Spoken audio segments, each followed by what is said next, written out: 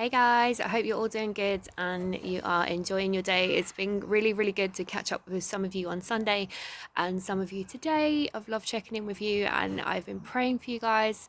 Um, yeah, it's just been what a week. First of all, I need to start off by actually literally face palming.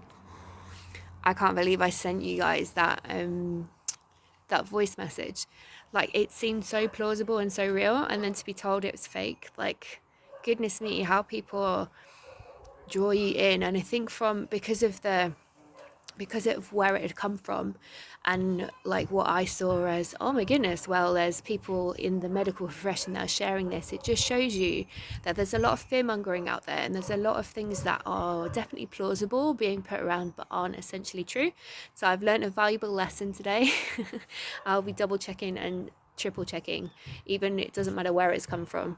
I'll be double checking, triple checking where things are from, and just checking, googling the title of the videos and fake news, and just seeing what it's about. But I guess in all reality, I think the why people are believing the message that's been sent on that voice message so much is because there's so many elements that could be true about it. And yeah, it's a scary message to listen to. If you didn't hear it, don't worry about it. Moving on, just listen to the rest of the message. It was just a kind of a quite scary message that seemed very plausible about like the situation that's going on right now and how we should be in lockdown, full lockdown. So yeah, face palming. Sorry guys, even I get tripped up with this kind of stuff. So yeah, I've just had to go around a few different groups and just say, look, sorry guys, my bad, hands up, I didn't know. So yeah, so sorry, my bad. We all get caught there. But I think if anything, it's brought a few things out of the woodwork. I guess it's brought a few thoughts to mind, and how things like that. Yeah, it might be an epic fail, and it might be someone who's scaremongering. But the things that have come out of sharing things like that, don't forward it, don't share it. If you already have, go and retract it. But the one positive that's come out of it that actually my sister reminded me of, there are people on their knees praying for Corona, for the end of Corona, for people with Corona. And I think if it's driven you to your knees to pray, then I'll take that as a bonus and a victory, even though, yeah, the people who are making these things really need prayer, like to dupe people at such a time of this is not, it's not happy and not a great thing to do. But guys, I just want to encourage you to keep praying about what is going on. I'm hearing more and more stories of people's relatives who have corona, people who've died who have corona, and things like that. I just want to encourage you that I'm here. Like, message me, call me. Some of you are, and it's awesome. And we're going through this as a family. And on video chat today, it was so lovely to catch up with everyone, but actually just to sit and share other people's stories and the grief that's going on, and just to sit together and walk through this together is something incredibly important, and it's something that we all need. I was saying this morning that we can't go through this alone, and we shouldn't be going through this alone. So whatever stories that you're hearing, family members, friends that are having symptoms and stuff, definitely pray about it. Stick it on the group for us to pray about too, because we're walking through this as a family, and the more people who are praying about things, the better. So one of the things I wanted to chat to you about today was, did you know it's actually Passover today? It's the start of the 7-day Passover celebrations. I kind of think it's really cool that Passover, which is a Jewish festival, is actually fallen smack bang over the same holiday as Easter this year, which is brilliant. If you're not aware of what Passover is, it's in the book of Exodus. It is where Moses is sent by God to Egypt to free his people, because Pharaoh is keeping his people captive and is using them as slaves to kind of build things. And do you ever wonder where the pyramids and the Sphinx and things like that come from? Jewish people, the Israelites, and others that were integrated into that kind of level of society at the time. They would use slaves and things like that to build things.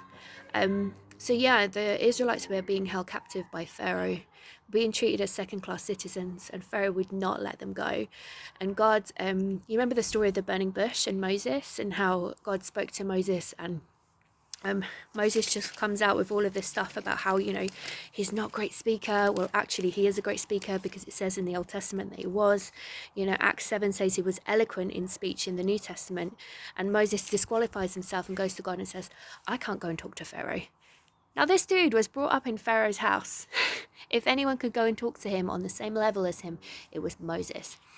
So yeah, it's just a really important Jewish holiday because Passover was the time when you remember all of the plagues. I had 10 different plagues, and the last one was the angel of death that would go above the houses of Egypt, and it killed the firstborn son in every family, apart from the Jewish households which had blood across the doorposts, and it was lamb's blood, blood of the lamb, to tell the angel of death that they were actually a child of God and a follower of God, and the angel would pass over their house. And this was the beginning of a journey that would take them to the promised land. And God brought them out of Egypt and into the promised land. Fair play, they went a little bit, like a long way out of the way, just in a learning journey with God to get to the promised land. But Passover is a really significant Jewish festival, and I think even more significant this year is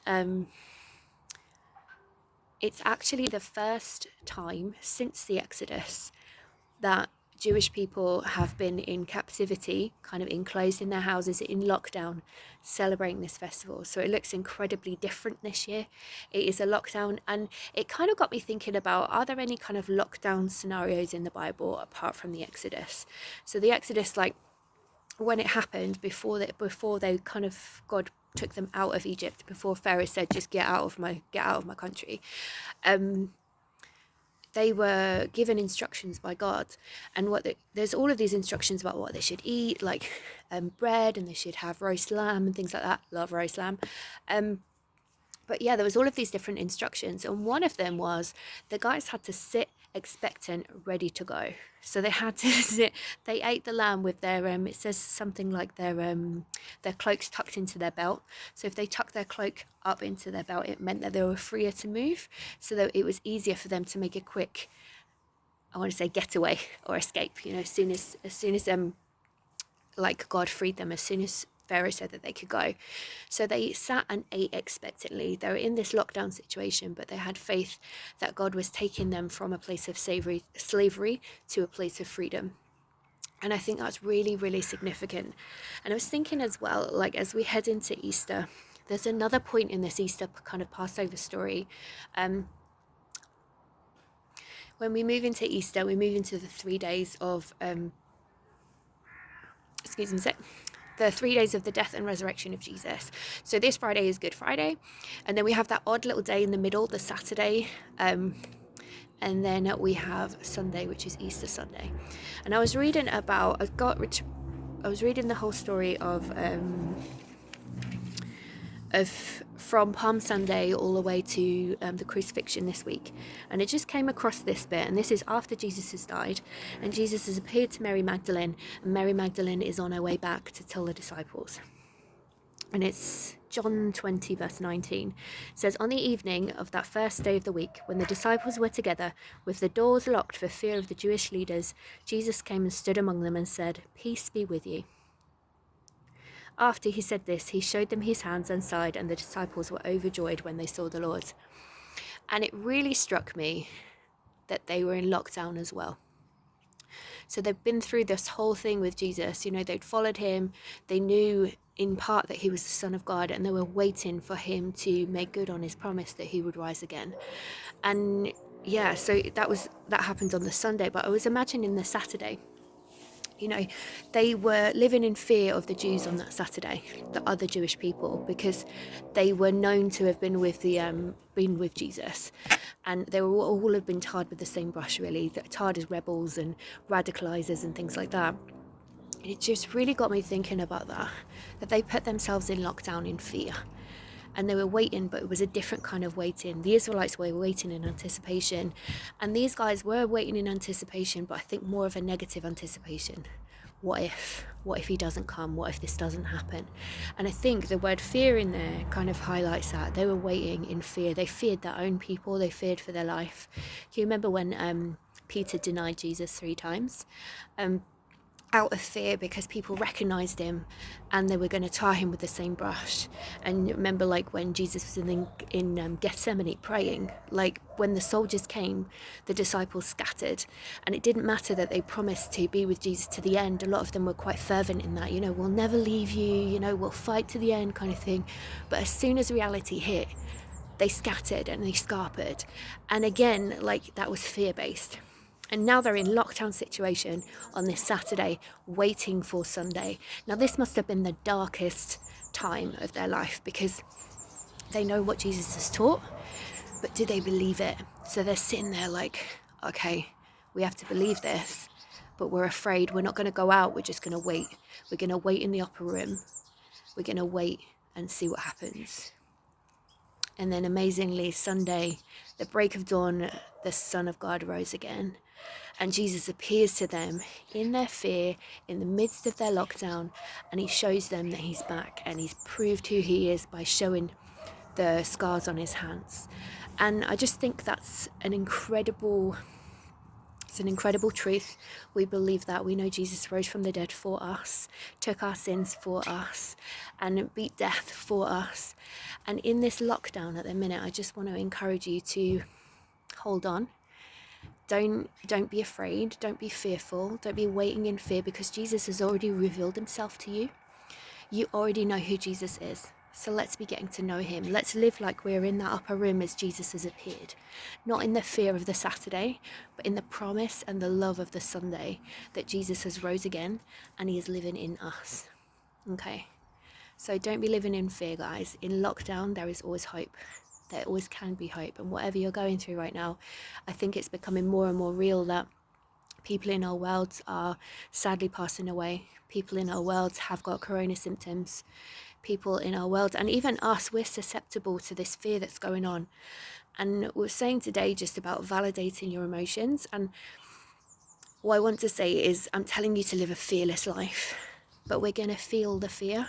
But what's important is not to live in it. It's to take yourself back to the word and say, no, Jesus lives in me. I know who I am. I know who looks after me. I know who loves me, and I'm going to continue to stand on his promises. And if you've lost someone, I'm so super sorry for you right now. Like, every time I hear of someone who's lost someone in their life, like to corona or just any other thing in these moments, like I really feel it right now, and I feel that sadness for you guys. But I just don't continue to live in that sadness. Know who goes before you. Know whose peace that you can hold on to. Know that even if you don't have the words to pray, even if you don't know how to pray, you can just cry out to God. You can just say the name of Jesus. Just say the name of the person that you've lost, and just bring it to God and let him deal, because he will give you his peace. He will give you his restoration and his love and his comfort in this time. And for those who have friends and family who you know with COVID symptoms, I just encourage you to keep praying. Don't be discouraged by messages like the one that I got sent today. Don't be discouraged by those, because even if 100% of that message is true, even if 100% of that voice message is true, God still remains above it. He's still above all things. There is still plan in this. There is still hope, and he still lives in your heart. So there's still blessings to be had in this season. As you're in lockdown, there's still things to be done. Just really encourage you to listen out for what God is telling you. And as we head into Easter Sunday, just remember that Friday happened. Yes, Jesus died on the cross, but he didn't stay dead. He rose again. So Friday happened, but Sunday came. And as we live in a Saturday type of situation where we might not know what happens in the future. That was a pigeon, oh my goodness. You might not know what happens in the future.